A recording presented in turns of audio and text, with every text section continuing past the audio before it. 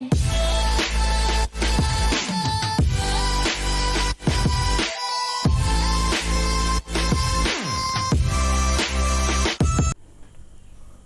दोस्तों, स्वागत है मज़े में पढ़ो चैनल में। आज हम पढ़ेंगे vapour compression system. Basically vapour compression system होता क्या है?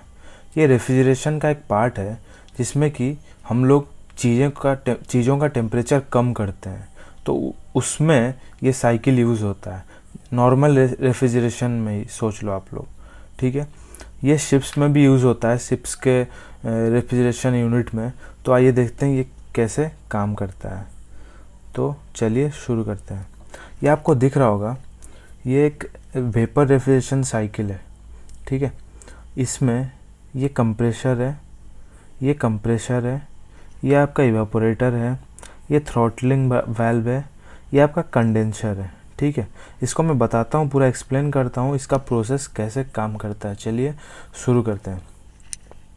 आपका यहाँ पे जो है ये इवेपोरेटर है, मतलब यहीं से मेन रेफ्रिजरेशन का जो ठंडा करने वाला काम होता है ना चीज़ों को, वो यहाँ पे होता है, ठीक है। यहाँ पे क्या होता है,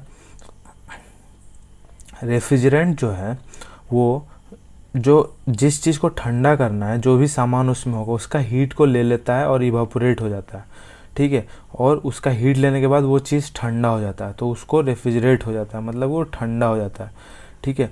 और वो जो हीट उसका लेता है तो ये वेपर में कन्वर्ट हो जाता है, ठीक है। ये वेपर में कन्वर्ट हो गया, तो ये वेपर में कन्वर्ट हुआ, ठीक है। इसके बाद क्या होता है, ये जो एस्केपिंग वेपर्स है वो फिर से कंडेंस होता है, ठीक है।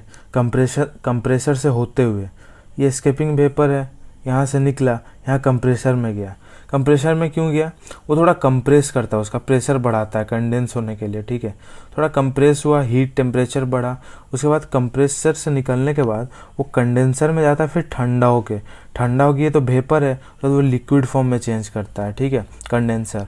अब कंडेंस होने से वो जो लिक्विड फॉर्म में चेंज हो जाता है, वो लिक्विड एक रिसीवर में कलेक्ट होता है। यहाँ पे कंडेंस हुआ, ये कैसे कंडेंस होता है? बेसिकली सी वाटर से, सी वाटर इन हुआ, सी वाटर आउट हुआ, सी वाटर से कंडेंस होता है, ठीक है। कंडेंस होने के बाद ये जो है यहाँ पे स्टोर होता है इस जगह पे, ठीक है, यहाँ पे स्टोर होता है। तो उसको, वो जो स्टोर्ड चीज़ है उसको अब हम लोग क्या करते हैं, थ्रॉटलिंग वाल्व से पास कराते हैं। ये हो गया थ्रॉटलिंग वाल्व। थ्रॉटलिंग वाल्व का काम क्या है, आइए बताते हैं आपको। थ्रॉटल वाल्व का काम है प्रेशर कम करना, मतलब बहुत कम करना, ठीक है। प्रेशर बहुत कम प्रेशर होने से बॉइलिंग पॉइंट कम हो जाता है, ठीक है। बीपी बॉइलिंग पॉइंट बहुत कम हो जाता है प्रेशर कम होने से। उससे क्या होता है, रेफ्रिजरेंट है उसको इवापोरेट जल्दी होने लगता है और टेम्परेचर कम होने लगता है, ठीक है।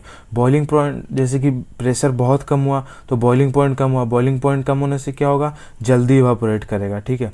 जल्दी इवापोरेट करेगा क्या होगा, तो उसका वेपर में जल्दी कन्वर्ट होगा और वो इवापोरेटर में जाके जल्दी अच्छा से काम करेगा और जल्दी इवापोरेट होगा, ठीक है।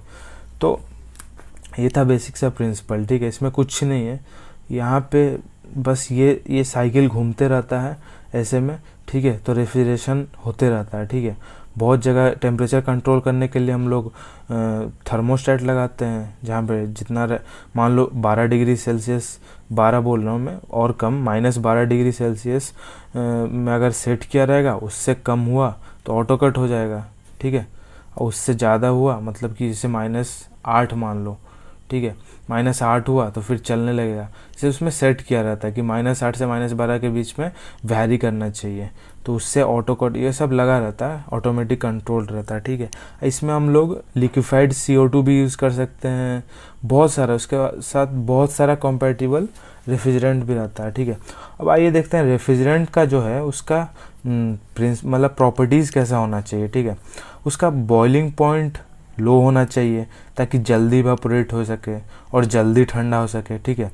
ध्यान रखना, ये बॉइलिंग पॉइंट हमेशा लो होना चाहिए। उसके बाद वो रेफ्रिजरेंट जो है इजीली कंडेंस्ड हो जाना चाहिए, ठीक है।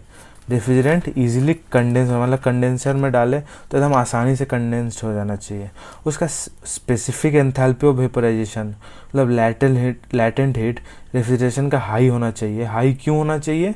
ताकि 1 किलोग्राम लिक्विड रेफ्रिजरेंट एक बार में बहुत ज़्यादा इवापोरेट होके ज़्यादा हीट कैप्चर कर सके यहाँ पे चीज़ों से, ठीक है, ताकि अच्छा से रेफ्रिजरेशन हो, ठीक है। उसके बाद क्रिटिकल टेम्परेचर रेफ्रिजरेंट का हाई होना चाहिए। मतलब क्रिटिकल टेम्परेचर क्या होता है? मतलब सी वाटर या कोई भी कंडेंसर का कम टेम्परेचर में भी रेफ्रिजरेंट कंडेंस होना चाहिए। मतलब क्रिटिकल टेम्परेचर होता है कि जो कम सी वाटर टेम्परेचर में भी आसानी से कंडेंस हो जाए, ठीक है, तो होता है क्रिटिकल टेम्परेचर हाई होना चाहिए, ठीक है। अब जो स्पेसिफिक वॉल्यूम होता है वो लो होना चाहिए। मतलब इवापोरेटर कॉइल पे जो वेपर प्रोड्यूस होता है वो कम वॉल्यूम ऑक्यूपाई करना चाहिए, ठीक है। ये जो स्पेसिफिक वॉल्यूम वो लो होना चाहिए, ताकि यहाँ से जो इवापोरेटर से वेपर निकला तो वो कम वॉल्यूम ऑक्यूपाई करेगा तो अच्छे से कंप्रेस होगा, ठीक है। और भी कई सारे प्रॉपर्टीज़ हैं, जैसे non corrosive, stable, non flammable and non explosive. Crankcase oil seal पे भी कॉम्पैटिबल होना चाहिए, गैस्केट्स में कॉम्पैटिबल होना चाहिए, non toxic, environmental friendly, cheap, easily available और इजीली स्टोर कर सकने वाला। उसके बाद ऐसा बहुत सारा प्रॉपर्टीज उसमें होना चाहिए, तभी वो रेफ्रिजरेंट के मतलब रेफ्रिजरेंट के क्वालिटीज़ को मेंटेन करके, ठीक है, वो अच्छा से काम करता है, ठीक है। तो ये सब उसको सेटिस्फाई करना चाहिए प्रॉपर्टीज़, ताकि वो अच्छे से काम करे, ठीक है। तो ये था वेपर कंप्रेशन सिस्टम। मैंने कुछ रेफ्रिजरेंट का प्रॉपर्टीज़ भी बता दिया इसके साथ, ठीक है। तो आज के लिए इतना ही। आगे हम लोग और देखेंगे, बहुत सारे वीडियोस में बहुत सारे लेक्चर देखेंगे, तो बने रहिएगा। धन्यवाद। जय हिंद, जय भारत।